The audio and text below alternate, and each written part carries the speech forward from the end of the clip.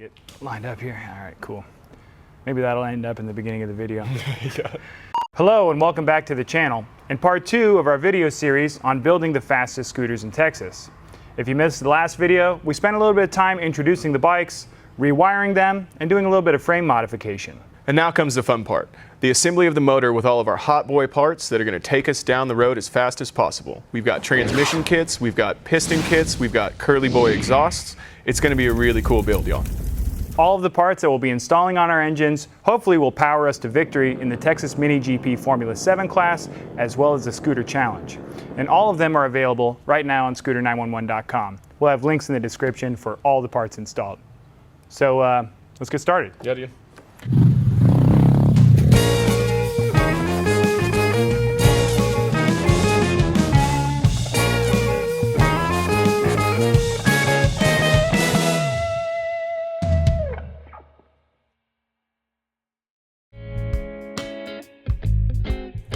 This is the complete engine assembly out of my 2016 Adly Bullseye.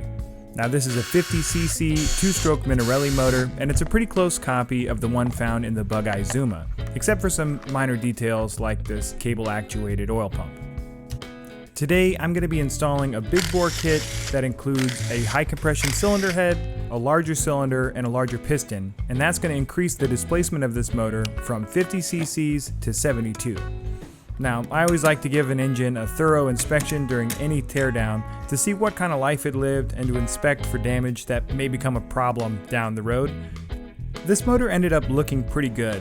There was some scoring on the piston and the cylinder, possibly from a lack of oil or the use of a low quality oil, but the crank and connecting rod seemed to be in excellent condition. To remove the piston, all you need to do is pull the clips that hold the wrist pin center in the piston and then push the wrist pin out of the piston. Now before you install the new larger piston and cylinder, you need to remove all the old base gasket material from the engine case.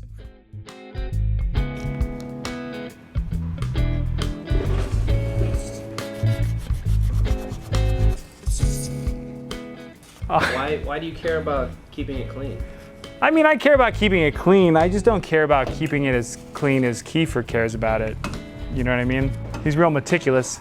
The stuff he puts together is beautiful, of course. I just think sometimes you don't need to pick the most yellow banana on the shelf. Sometimes you could take home a green banana and it's just as good. Maybe banana's not the right fruit for the analogy. Maybe it's more like an apple thing, I don't know. This piston is so much larger. Well, I guess it's easier to show the old piston in the new cylinder. Like, look at this, it's like a dinner bell. So this is a 72cc kit, which, you know, increases the amount of power that this engine can produce because it dramatically increases the amount of fuel and air I can shove into this thing. I'd like to kind of point out the extreme difference in the exhaust port. This is the exhaust port out of the NCY 72 kit, and this is the exhaust port for the stock motor. It's cut in half and it's cut at a dramatic angle. I'm really excited to see, you know, what kind of performance gains I'm going to get out of this big wide open exhaust mouth. It's easiest to install the piston rings on the piston before installing the piston on the connecting rod. Take note that the piston has special alignment dowels in the grooves for the piston rings, and these dowels hold the piston rings in the correct orientation once installed. I like to lubricate my wrist pin bearing and my wrist pin with a little bit of genuine 2-cycle oil before installing them. It's important to get your piston oriented correctly into the cylinder. Now there's a little arrow stamped into this piston, and the arrow should always point towards the exhaust port.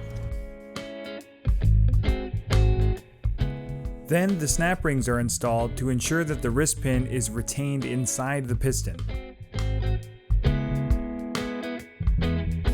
All right, here's my new NCY cylinder. Something you should know about 2-stroke motors is the fuel and air are introduced to the combustion chamber through these ports in the side of the cylinder. It's always a good idea to check all your ports. NCY does a really good job of like pre-chamfering all the ports, so you don't really have to go back in and knock them down with anything. But before the cylinder can be installed, we need to install the new base gasket.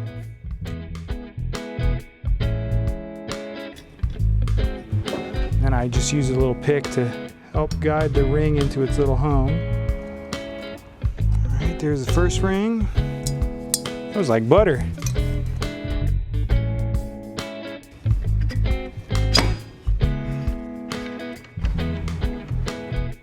Now it's time for the copper head gasket. And that's followed by our new cylinder head. Now the NCY cylinder head is visibly different from the factory head. The factory head has 0 squish band and a pretty deep cone shape. The NCY has a machined squish band and a more shallow cone shape.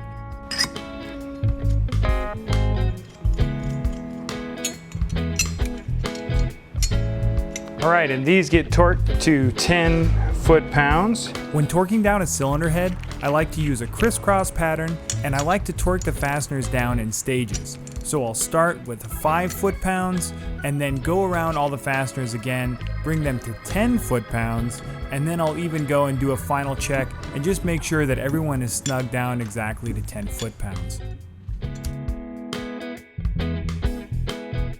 The final piece of this top end is a brand new NGK BPR7HS spark plug.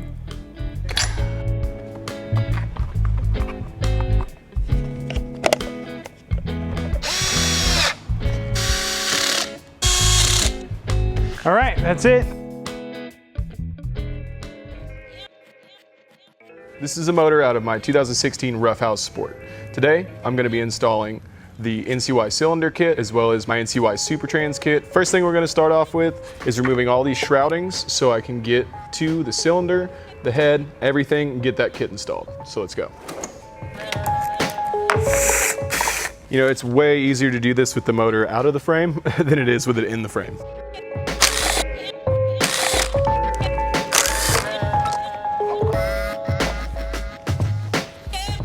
You know, those shrouds are very important. It's the only thing that cools your motor as well. You know, this is an air-cooled motor. You know, without that, your bike will run, but for a nominal amount of time.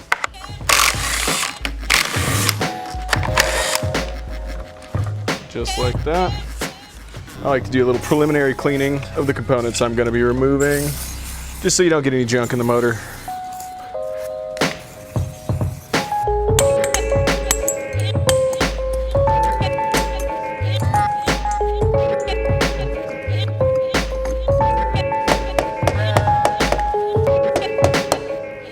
At this point, I realized my cylinder didn't want to leave its home. So I applied some penetrating oil, grabbed my soft face dead blow hammer, and asked for some help. I'm gonna get Hans to help me out here. Thanks, Hans. Man, if I only had 4 arms, I'd be the best technician out there. This looks like it's in perfect shape. We had a good burn, maybe a little rich, you know, you see a carbon buildup right here, you know, but our rings look like they're in fantastic shape. No scoring on the piston. And it really looks like the cylinder walls, they still have their crosshatching, you know, and believe you me, I wasn't kind to this bike before we started this. As many wheelies as I possibly could do. It's kind of like my coffee in the morning, it was fantastic. Probably some more wheelies after we get the 72 kit in there as well.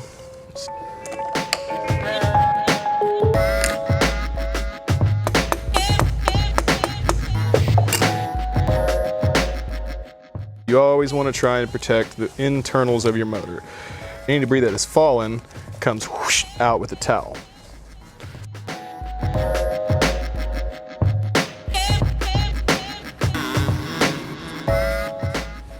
All right, so I got some assembly lube set up here. This is just a genuine 2-stroke oil, formulated great for injection pumps, pre-mixing, whatever. I mean, we run it in every 2-stroke bike that comes through the shop. And I'm just gonna get a little squirt going on.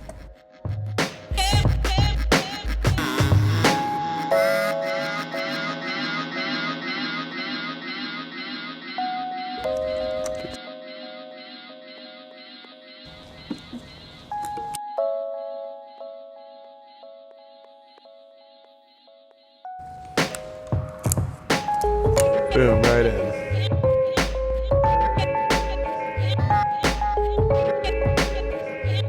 All right, she's almost home. Boom.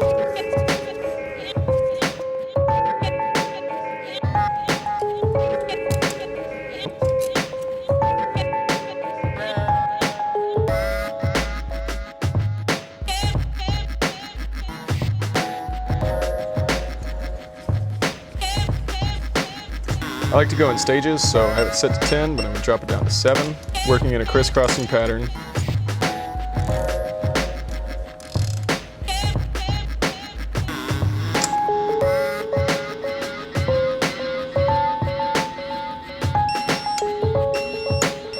Just making sure everybody settles in nice. BPR7HS spark plug. All right. Final step, we're going to slap the fan shroud back on.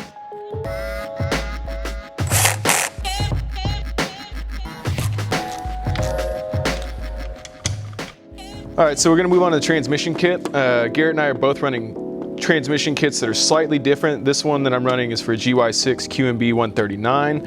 It also works for the Honda Dio, so I'm going to use most of the components, but some of them don't apply. Other thing I want to talk about real quick, man, is little customization on this thing. You know, I spent a lot of time polishing it. I even milled a couple holes in the transmission case, you know, some speed holes. Doesn't make it any faster, but you know, I like to look good while I'm going down the track. That's the boring part. Y'all want to see the meat. You know, it's much easier to pull these things apart with an impact gun than it is trying to hold it and use a ratchet. You know, a lot of people grab this with like a set of pliers or something and hork down on these nuts. It's real easy to break this cast aluminum. Clutch bell comes off real easy. You can see there's just an incredible amount of dust in this old clutch bell.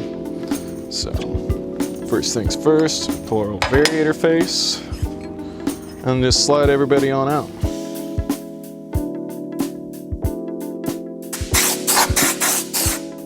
The first step in installing this transmission kit is breaking down the original clutch and rebuilding it with the performance parts provided in the kit. Included with the performance clutch is a clutch bell that is balanced, lightened, and has a drilled friction surface for better heat dissipation. In order to disassemble the clutch, you need to compress the contra spring to remove the retaining nut. To do this, you can use a C-clamp, or a friend if you have one.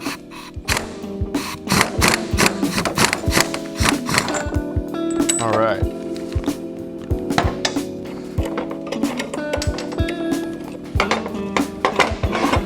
And there we go.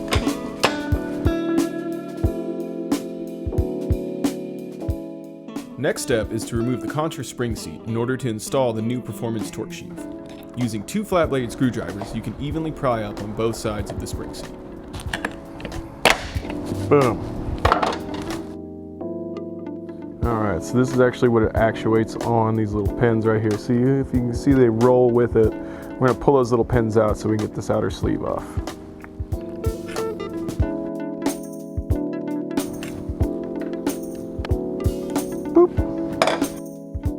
The performance torque sheave has a more aggressive ramp angle, which should provide better shifting. I really like the way this looks. Backside you can see it's welded a little bit better. Look at those little dimes that they got rolled over there. All right, let's get it on.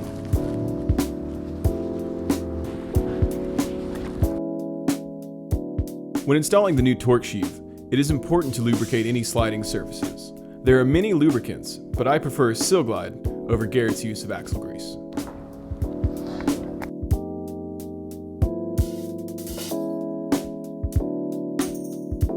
Silglide, if you're listening, I use you on everything. Door jams, bathtubs, I don't know, whatever can be Silglided, I Silglide. To fully seat the new spring seat, you can use your old torque sheave as a driver.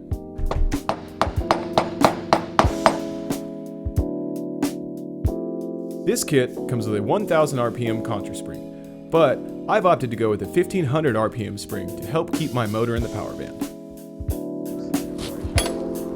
All right, so we're gonna install this little bag of fun.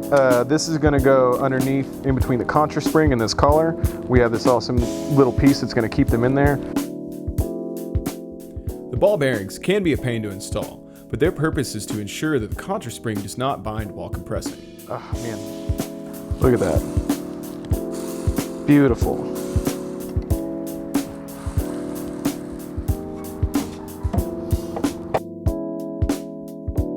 I'm gonna send it home by hand. All right, guys, and that should do it. Now we got this. We're gonna just set her in here and let her spin for a second. Beautiful. Ah, wonderful. This kit comes with 7, 8, and 9 gram variator weights. I'm using the 7 gram weights to start with before I land on my final setup.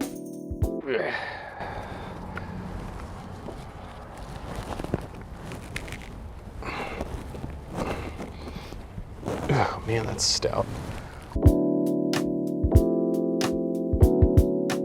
When installing this kit on a Genuine Roughhouse, you must reuse your stock drive face. The beautiful NCY drive face is unfortunately splined for a Honda Dio motor.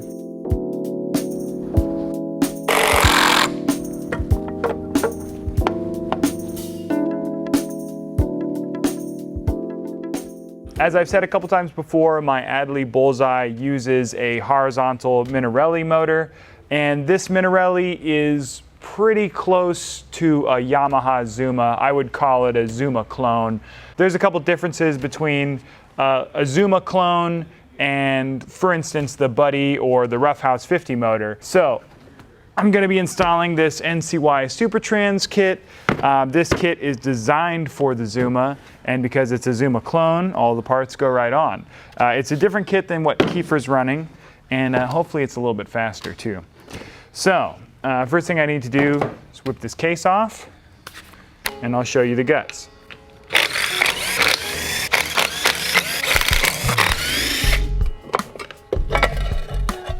You can see all the kickstart assembly is missing out of this thing.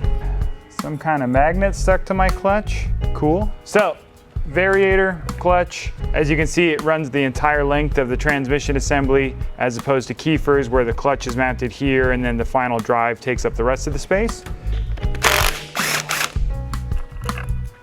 Splines are actually built into this little key piece here. It's an 862 belt. I wonder if that's the original belt.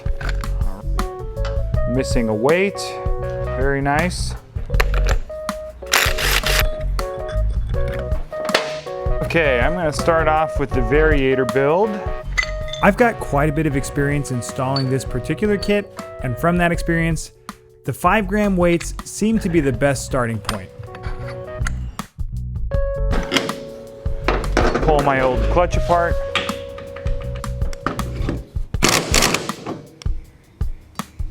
Easy as that. And only 2 pins in it.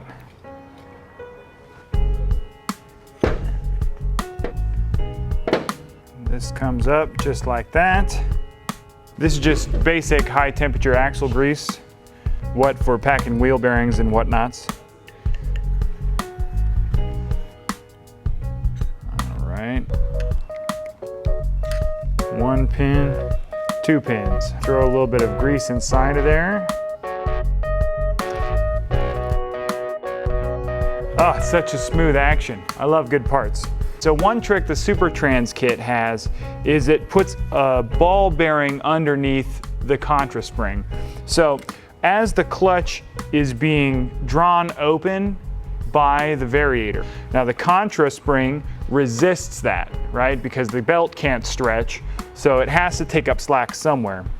Now, as this clutch opens, right, the contra spring resists it, but you're actually binding it, you're twisting it, because this ramp plate actually twists as it opens, right? So what NCY has developed is a ball bearing spring seat for this. So the contra spring itself is free to get compressed. Keiffer's came with much larger ball bearings. These are just like the most adorable ball bearings you can imagine. And they need to be packed into this little spring seat bearing race, I guess. This is a lower race, and then there is an upper race that fits in between it, and that has a little groove that all the little bearings fit into. Now comes the fun part, installing all of that. The small ball bearings can be a little bit unruly, so a touch of axle grease helps keep them in place during assembly. This top retainer has a groove in it that holds the bearings in place. The other side is smooth, it's got a rolled edge. So this goes down just like so.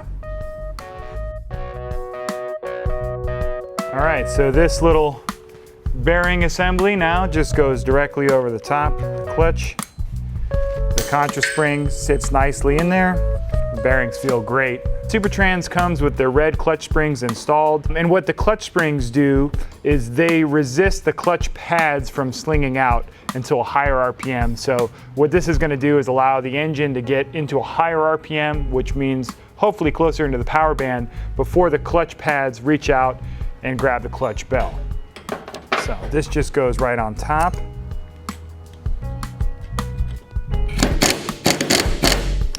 Get Hans to help me put this belt in too. Ooh, that contra spring is quite a bit tougher. All right, thank you.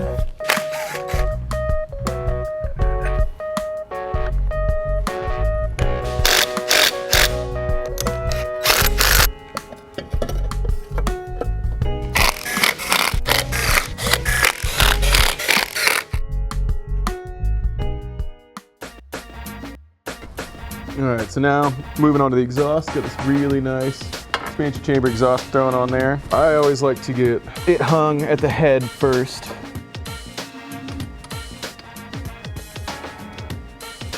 But this isn't my first rodeo. Boom.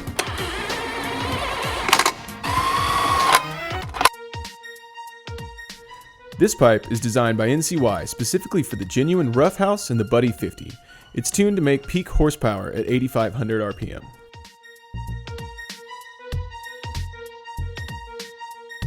This is going to be a little bit of a sneak peek of the color scheme of my race bike. Got my wheel painted, I've got my PMT Super Soft Racing Slick tire mounted. This pipe was designed by NCY for the bugeye Zuma motor, and it hits peak power between 7,000 and 12,000 RPM. Now this is an expansion chamber style exhaust, and they work by reflecting the exhaust pulses back through the exhaust into the combustion chamber, and that increases compression and it actually stuffs a little bit more fuel and air into the cylinder. This is the secret sauce for your two-stroke engine power, but of course you do need to tune the transmission perfectly to take advantage of the peak power of the pipe. If this was a Zuma and not a clone, the stock hardware would probably be able to be reused pretty easily, but it's not what I have, so. I really like the springs here on the header tube. This kind of allows you to make sure that the pipe fits perfectly onto the motor. If this angle wasn't exactly perfect, the spring would allow this to twist a little bit so you don't put the pipe in a bind at all.